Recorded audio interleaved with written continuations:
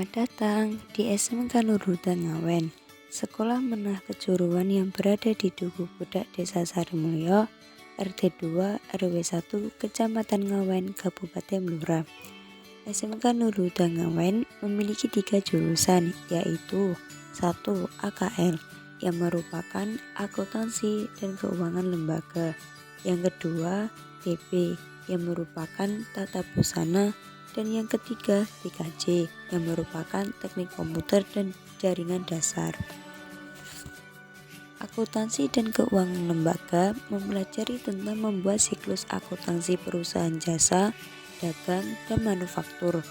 Lulusan AKL dicetak untuk dapat berwirausaha melanjutkan ke perguruan tinggi S1 di bidang manajemen, akuntansi bisnis, ilmu ekonomi perbankan, dan ekonomi syariah, serta mampu melanjutkan bekerja sebagai staf akuntan, internal auditor, perencanaan keuangan kasir, teller bank, dan customer service bank.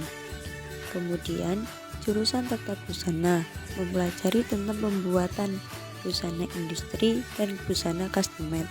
Ruang lingkup pekerja tamatan jurusan tata busana antara lain keterampilan sebagai penjahit, penghias busana, desainer, serta dapat bekerja di berbagai perusahaan-perusahaan ternama. Yang ketiga, jurusan teknik komputer dan jaringan dasar mempelajari tentang fiber optik, administrasi jaringan komputer, cara merakit komputer, mengenal dan mempelajari komponen dalam komputer.